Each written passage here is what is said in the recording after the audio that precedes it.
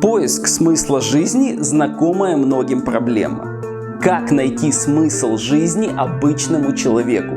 В чем должна быть цель существования для среднестатистических людей? Прежде всего нужно обозначить, что поиск смысла жизни – это не свидетельство высокого интеллекта, это стремление увидеть прямой путь в хаосе.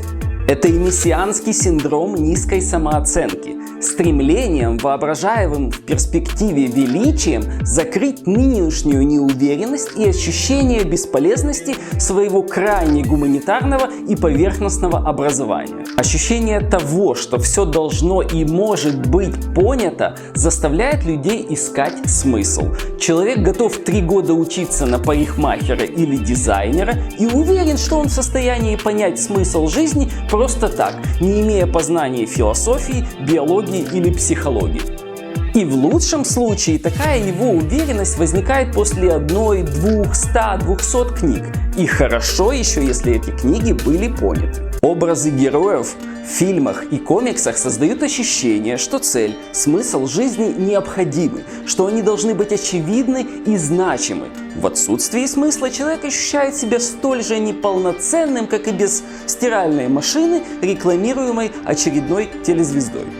Но смысл жизни – это не высокая идея, не яркая цель. Это даже не одна цель. Это поток ежедневных занятий, которые составляют биологический и духовный смысл существования человека, его эволюционный вклад в продвижение вида.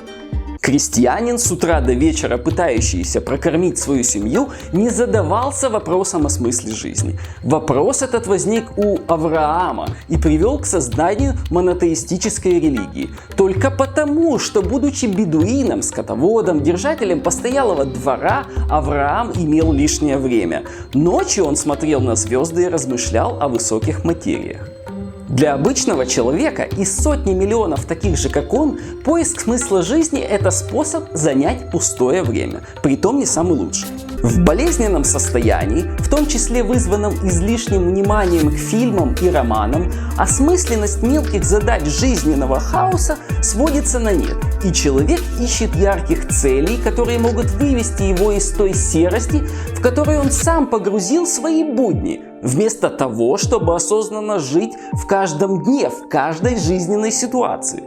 Конечно, узкий, высокий смысл у некоторых людей необходим человечеству. Без потребности в смысле греки не задавали бы себе вопросы «для чего?», породившие их мифы и нашу науку. Ньютон бы не открыл закон тяготения и так далее.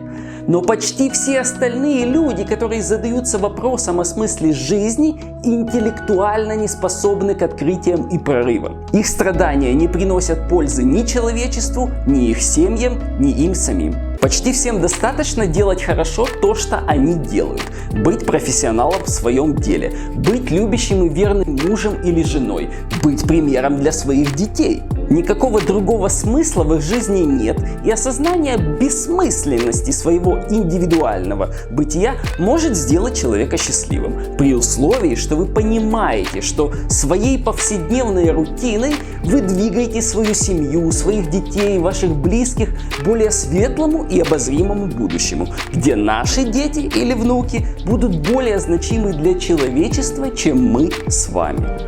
Но все ранее сказанное мной не исключает того, что в нашей жизни нет места подвигам и использованию тех удачных и успешных развитий событий, что жизнь или мы сами создаем для себя. Хаос жизни. Что еще добавить?